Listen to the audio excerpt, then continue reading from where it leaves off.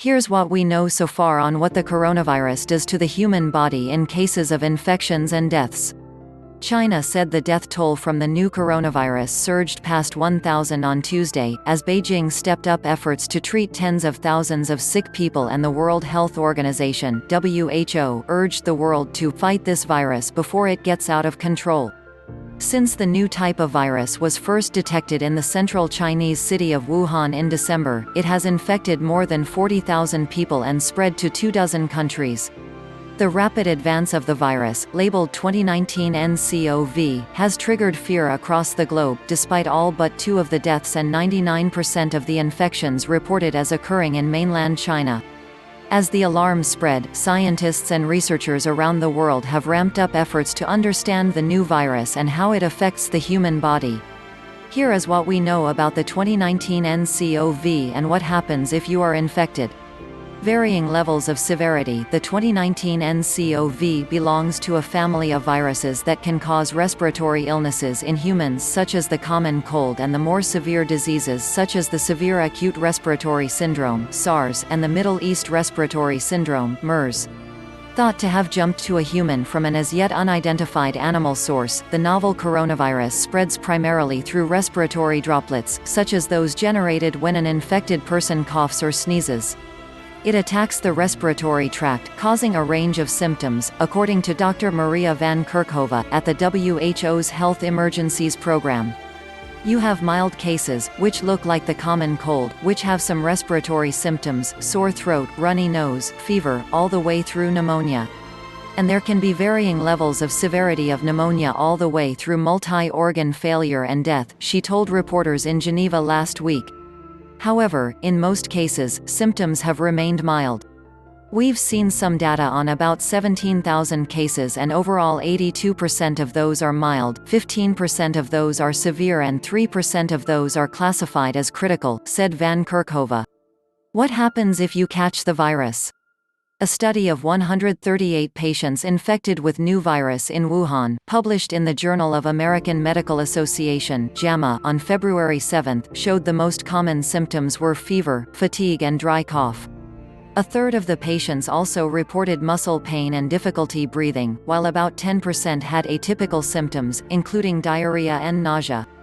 The study said while most cases appeared to be mild, all the patients developed pneumonia. About a third subsequently developed severe breathing difficulties, requiring treatment in the intensive care unit. The critically ill had older and other underlying conditions such as diabetes and hypertension. The median age of patients is between 49 and 56 years, JAMA said, adding, cases in children have been rare.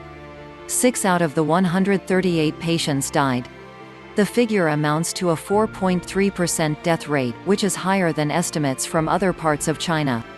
So far, less than 2% of the total number of infected people have died from the virus, according to official figures. But that rate could change since the outbreak is still in its early days.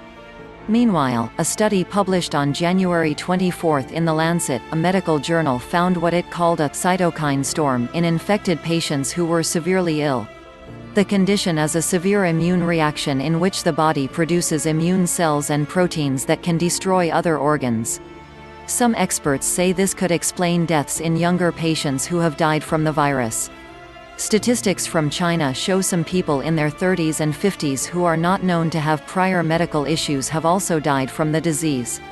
A timeline of how the disease progresses. According to JAMA, on average, people became short of breath within 5 days of the onset of their symptoms.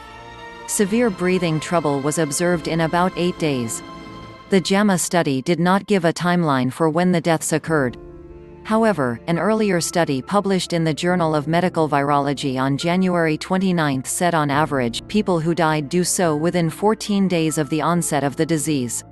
The New England Journal of Medicine, in a study published on January 31, also offered a look at how the coronavirus infection affects the body over time.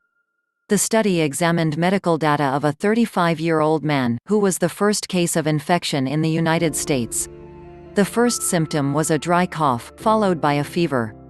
On the 3rd day of illness, he reported nausea and vomiting, followed by diarrhea and abdominal discomfort on the 6th day. By the 9th day, he had developed pneumonia and reported difficulty breathing. By the 12th day, his condition had improved and his fever was subsiding. He developed a runny nose, however. By day 14, he was asymptomatic except for a mild cough. Thank you for watching. Please don't forget to like and subscribe to my channel, and please click on the bell so you'll be updated on my next video. Thank you. WeCare for UPH. Your health comes first.